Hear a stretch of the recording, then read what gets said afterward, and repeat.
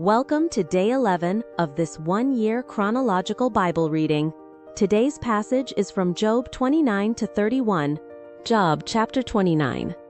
Job again took up his parable and said, "Oh, that I were as in the months of old, as in the days when God watched over me, when his lamp shone on my head, and by his light I walked through darkness, as I was in my prime, when the friendship of God was in my tent, when the Almighty was yet with me, and my children were around me, when my steps were washed with butter, and the rock poured out streams of oil for me, when I went out to the city gate, when I prepared my seat in the street.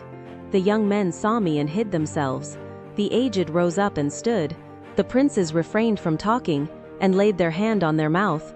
The voice of the nobles was hushed, and their tongue stuck to the roof of their mouth. For when the ear heard me, then it blessed me, and when the eye saw me, it commended me, because I delivered the poor who cried, and the fatherless also, who had no one to help him. The blessing of him who was ready to perish came on me, and I caused the widow's heart to sing for joy. I put on righteousness, and it clothed me. My justice was as a robe and a diadem. I was eyes to the blind, and feet to the lame. I was a father to the needy. I researched the cause of him whom I didn't know. I broke the jaws of the unrighteous, and plucked the prey out of his teeth. Then I said, I will die in my own house. I will count my days as the sand. My root is spread out to the waters. The dew lies all night on my branch. My glory is fresh in me. My bow is renewed in my hand. Men listened to me, waited, and kept silence for my counsel. After my words they didn't speak again. My speech fell on them. They waited for me as for the rain. Their mouths drank as with the spring rain. I smiled on them when they had no confidence. They didn't reject the light of my face. I chose out their way, and sat as chief. I lived as a king in the army, as one who comforts the mourners. Job chapter 30. But now those who are younger than I have me in derision, whose fathers I considered unworthy to put with my sheepdogs. Of what use is the strength of their hands to me, men in whom ripe age has perished? They are gaunt from lack and famine. They gnaw the dry ground in the gloom of waste and desolation. They pluck salt herbs by the bushes. The roots of the broom tree are their food. They are driven out from among men. They cry after them as after a thief, so that they live in frightful valleys and in holes of the earth and of the rocks. They bray among the bushes. They are gathered together under the nettles. They are children of fools, yes, children of wicked men. They were flogged out of the land. Now I have become their song. Yes, I am a byword to them. They abhor me, they stand aloof from me, and don't hesitate to spit in my face, for he has untied his cord and afflicted me, and they have thrown off restraint before me. On my right hand rise the rabble. They thrust aside my feet. They cast their ways of destruction up against me. They mar my path.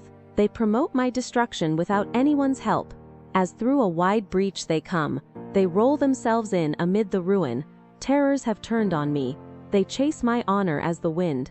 My welfare has passed away as a cloud. Now my soul is poured out within me. Days of affliction have taken hold of me. In the night season my bones are pierced in me, and the pains that gnaw me take no rest. My garment is disfigured by great force.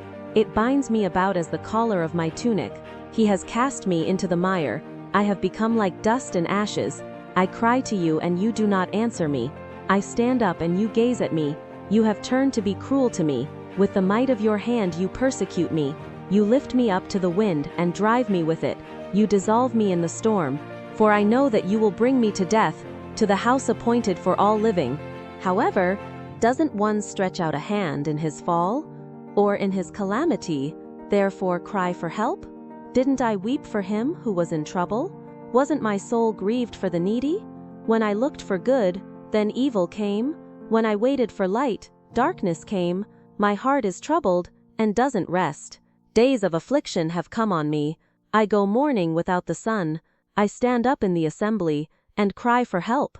I am a brother to jackals, and a companion to ostriches. My skin grows black and peels from me. My bones are burned with heat. Therefore my harp has turned to mourning, and my pipe into the voice of those who weep. Job chapter 31. I made a covenant with my eyes. How then should I look lustfully at a young woman? For what is the portion from God above, and the heritage from the Almighty on high? Is it not calamity to the unrighteous, and disaster to the workers of iniquity? Doesn't he see my ways, and count all my steps? If I have walked with falsehood, and my foot has hurried to deceit, let me be weighed in an even balance, that God may know my integrity. If my step has turned out of the way, if my heart walked after my eyes, if any defilement has stuck to my hands, then let me sow and let another eat. Yes, let the produce of my field be rooted out.